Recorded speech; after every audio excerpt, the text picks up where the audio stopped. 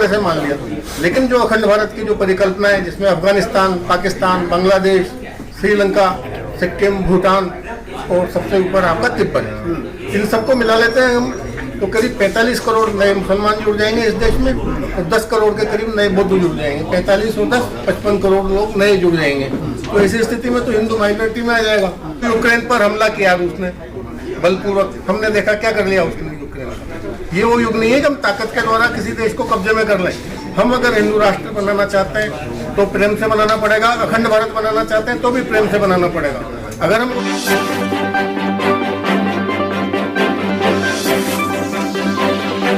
खड़े हैं, देवनंदन जी हैं, राजस्थान से चल करके आए। आज उन्होंने एक सवाल खड़ा किया है कि हिंदू राष्ट्र या अखंड भारत होगा तो कैसा होगा, हिंदू राष्ट्र होगा तो कैसा होगा।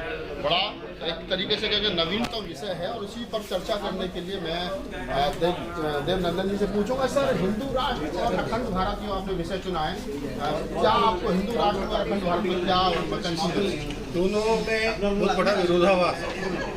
अगर हम एक चीज को अपनाते हैं तो दूसरी को हमको त्यागना पड़ेगा। अगर हम हिंदू राष्ट्र बनाते हैं, इसमें दो कंसेप्ट हैं, दो तरह से भ्रम फैलाया जा रहा है। कभी ये बोलते हैं कि हिंदू राष्ट्र तो एक सांस्कृतिक अवधारणा है और भारत हिंदू राष्ट्र। अगर जब हिंदू राष्ट्र है ही तो फिर शोर शराबा क्यों मचा रहे हैं? इसका मतलब एक चेहरे से तो वो गोल मोल करके लिपापोती कर रहे हैं, और जो उनकी जो फ्रंट पे जो टीम है, जो जमीन पे सोशल मीडिया पे इधर उधर जो काम कर रही है, वो इसको राजनीतिक रूप से हिंदू राष्ट्र बनाने की मांग उठा रही है। तो बात सिर्फ राजनीतिक रूप से हिंदू राष्ट्र की होती है। अगर जो राजनीतिक रूप से हिंदू राष्ट्र होगा तो उसमें मुसलमानों का क्या किया जाए? क्या उनको दूसरे दर्जे की नागरिकता दी जाएगी? उनको जबरदस्ती हिंदू बनाया जाएगा, देश निकाला दिया जाएगा, या जैसा है वैसा ही चलने दिया जाएगा? अगर जैसा है वैसा ही चलने दिया जाएगा तो फिर हिंदू राष्ट्र में नया क्या होगा? तो हिंदू राष्ट्र की कोई रूपरेखा कहाँ है? और अगर इस देश में मुसलमानों को ये एहसास कराया गया, बौद्धों को, सिखों को, तमाम लोगों को एहसास कराया गया कि ये देश हमारा है, ये देश तुम्हारा नहीं है, तो क्या फिर देश में एक और विभाजन नहीं होगा? चलिए, इसको भी हमने किसी तरह से मान लिया, लेकिन जो अखंड भारत की जो परिकल्पना है, जिसमें अफगानिस्तान, पाकिस्तान, बांग्लादेश, श्रीलंका, सिक्किम, भूटान और सबसे ऊपर आपका तिब्बत है, इन सबको मिला लेते हैं हम तो करीब 45 करोड़ नए मुसलमान जुड़ जाएंगे इस देश में, और 10 करोड़ के करीब नए बौद्ध जुड़ जाएंगे। 45 और 10 55 करोड़ लोग नए जुड़ जाएंगे। तो ऐसी स्थिति में तो हिंदू माइनॉरिटी में आ जाएगा। अभी जब हिंदू उस टाइम पे बहुसंख्यक है, तब भी बीजेपी 40% से ज़्यादा वोट नहीं ले पा रही। जब आधे से ज़्यादा हिंदू आज भी अगर इनके खिलाफ हैं, तो उस स्थिति में तो ये कहाँ से सरकार चलाएंगे? तो फिर क्या तानाशाही लाएंगे? आज जो यूक्रेन पर हमला किया रूस ने बलपूर्वक, हमने देखा क्या कर लिया उसने यूक्रेन में। ये वो युग नहीं है कि हम ताकत के द्वारा किसी देश को कब्जे में कर लें।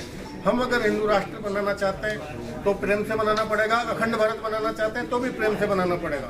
अगर हमको अखंड भारत बनाना है, प्रेम से बनाना है, तो ये हिंदू मुस्लिम की नफरत को हमको छोड़ना पड़ेगा, हिंदू राष्ट्र के कंसेप्ट को छोड़ना पड़ेगा, और हिंदू राष्ट्र बनाना है तो फिर एक और विभाजन के लिए हम तैयार हैं।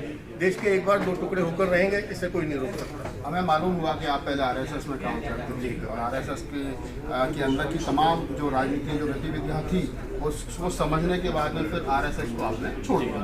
क्या कारण था कि जो आरएसएस को छोड़ा? आरएसएस आज वर्तमान समय में रूल कर रही है, एक तरीके से उनका राजनीतिक दल है और पूरे मुल्क पे रूल कर रहा है। तो ऐसे में आपको नहीं लगता कि आपने बड़ा जोखिम उठा लिया और नुकसान भी कर लिया?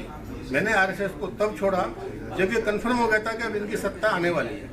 1984 में इंदिरा गांधी की हत्या के जस्ट बाद, जब इनकी राम जानकी गंगा जल रथ यात्रा कामयाब हो चुकी थी और मैं अंदर के लोगों से मिलता था, इंटरनल टीम का पार्ट था, और मेरे को पता था कि ये इनका लिटमस टेस्ट था और ये टेस्ट कामयाब हो गया। अब राम मंदिर का मुद्दा उठाया जाएगा, पहले नॉन पॉलिटिकल फ्रंट पे उठाया जाएगा, फिर संघ उसको लेगा और उसके बाद उसको बीजेपी में ट्रांसफर करके सरकार बनाई जाएगी। वो मेरे को विश्वास हो गया कि अब संघ की सरकार बनने वाली है। तब मैंने आरएसएस छोड़ा। तो जब मैं उस टाइम पे आरएसएस छोड़ सकता हूँ तो आज दुख क्यों करूँगा? बल्कि मुझे आज खुशी होती है कि मैं आज उन लोगों के साथ नहीं हूँ। इन 8 सालों में जो इनके कारनामे हम देखते हैं तो मेरे को एक तसल्ली है कि कहीं मैं ईश्वर से मेरा सामना होगा तो मेरी आंखें नीची नहीं होंगी, मैं किसी गलत लोगों के साथ नहीं। आखिरकार आरएसएस चाहती क्या है? अब सरकार भी हो गई है, उन्हें 370 वाला वो काम भी हो गया है, राम मंदिर भी बन गया है। अब आगे का मतलब जो आप तो आरएसएस में अंदर रहे हो ना, तो आपको मालूम होगा कि आरएसएस क्या देना चाहती है लोगों को, उसका ये जो 8 साल में आपने देखा, आरएसएस वही चाहती है, वही उसका एजेंडा है जो मोदी जी कर रहे हैं। मोदी जी आरएसएस के मुखौटा है, और जो कभी इस मंदिर गए, कभी उस मंदिर गए, इधर का पैसा इधर किया, इधर का पैसा इधर किया, सिर्फ पाखंडवाद। आप एक बात बताइए, कि क्या मोदी जी प्रधानमंत्री बनने के पहले कभी गंगा में डुबकी लगाई? क्या उसके पहले कभी मंदिरों में गए? मंदिर में जाना बुरा नहीं है, सबकी अपनी अपनी आस्था है, लेकिन एक झूठा दिखावा करना, धार्मिक न होते हुए धर्म का दिखावा करना, यही पाखंडवाद है।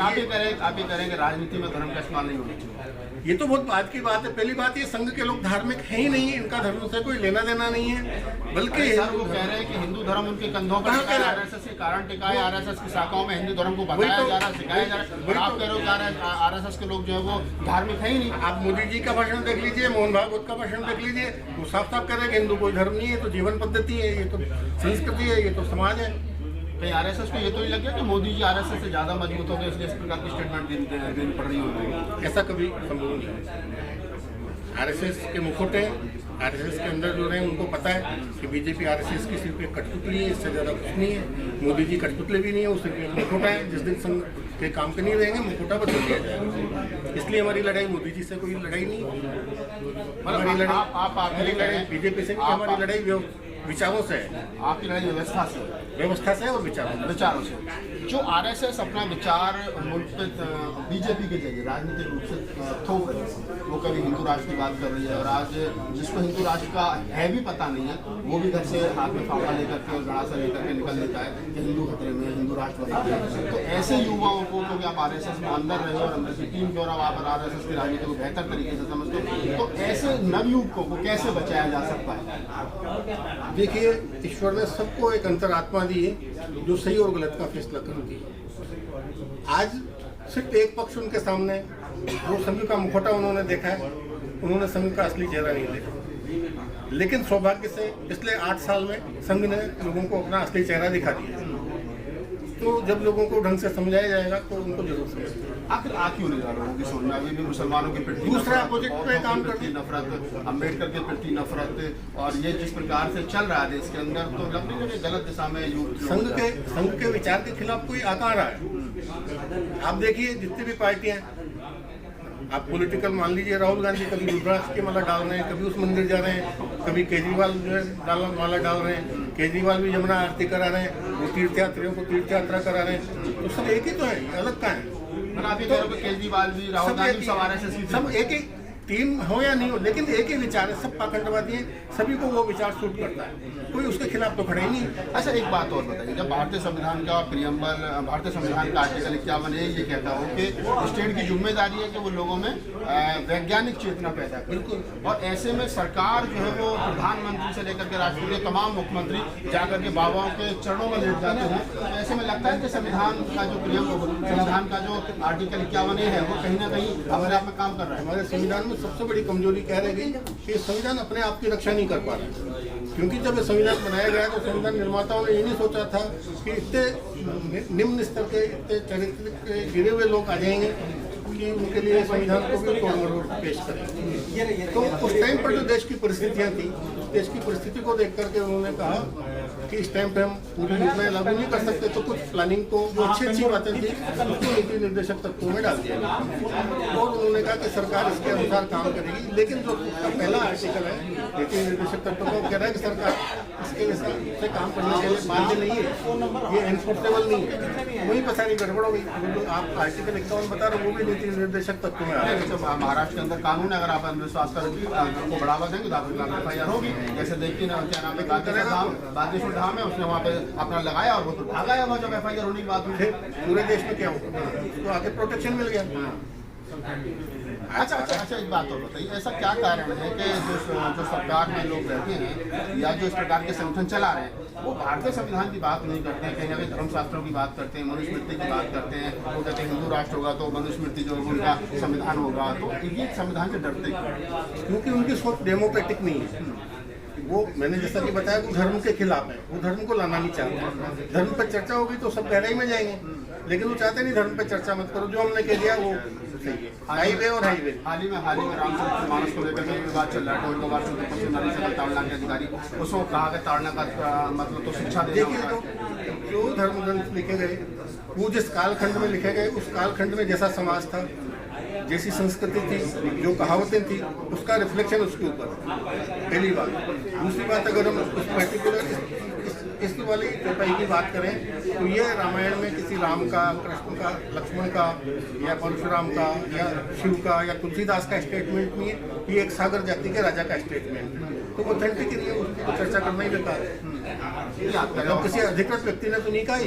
देखा जैसे एक बात और कही जाती है, जोरों से होता है। सबसे खास बात ये है कि धर्मग्रंथ क्यों लिखे गए। जब संस्कृत लुप्त हो गई तो उस ज्ञान को आम आदमी की भाषा में कैसे पहुंचाया जाए, यही काम महात्मा बुद्ध ने किया, यही काम महावीर जैन ने किया, यही काम तुलसीदास ने उसको अवधी भाषा में लिख दिया, एक कहानी के माध्यम से ज्ञान दे दिया। तो तथ्य इस बात का है कि वो क्या संदेश दे रहा है। तथ्य इस बात का नहीं होता कि हम किसी बात को समझाते हैं, अलग अलग उदाहरण देकर समझाते हैं। एक सवाल ये भी आता है कि जब लगभग 600 वर्ष पहले तुलसीदास ने रामायण लिखी तो मुगलों का काल था, तो मुगलों के खिलाफ तो एक लाइन पूरी रामायण में कहीं नहीं लिखी गई, लेकिन जो इसी देश की महिलाएं थी, इसी देश के शूद्र थे, उन्हीं के खिलाफ जहर उगला गया। नहीं, ये जो चौपाई है, ये चौपाई तो है ही नहीं ऑथेंटिक, ये तो किसी अलग आदमी का स्टेटमेंट है। जैसे किसी फिल्म में विलेन का स्टेटमेंट है, उसको आप आदर्श लिखी तो तुलसीदास ने ना सर, राइटर तो वही है ना।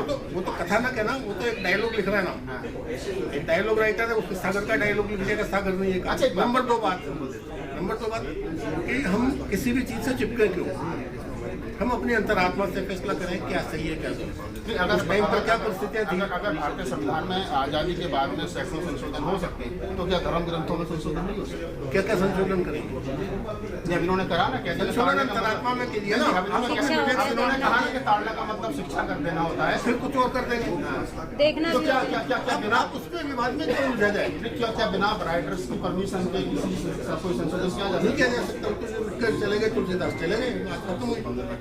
चलिए, तो आप देवनंदन जी थे, राजस्थान से आए हैं, आरएसएस में लंबे समय तक कार्यरत रहे हैं, अभी अपना संगठन है, राजनीतिक पार्टियां चला रहे हैं। विचार बड़े अच्छे थे और हमने भी जो कोशिश की कि वर्तमान समय में मानवता और संविधान, जो संविधान हमें समता, मैत्री, करुणा का पाठ पढ़ाता, सबको बराबरी का हक देता, उस दौर में एक धर्म में एक रंग की बात की जा रही हो, तो ऐसे में देवनंदन जैसे लोगों की जिम्मेदारी बढ़ जाती है कि वो भारत में संविधान को, लोकतंत्र को मजबूत करने के लिए अपनी आवाज़ जो है बुलंद करते हैं। अगर आपको हमारा वीडियो अच्छा लगे तो लाइक कीजिए, शेयर कीजिए, कमेंट्स कीजिए, नए हो तो हमें सब्सक्राइब कीजिए। धन्यवाद।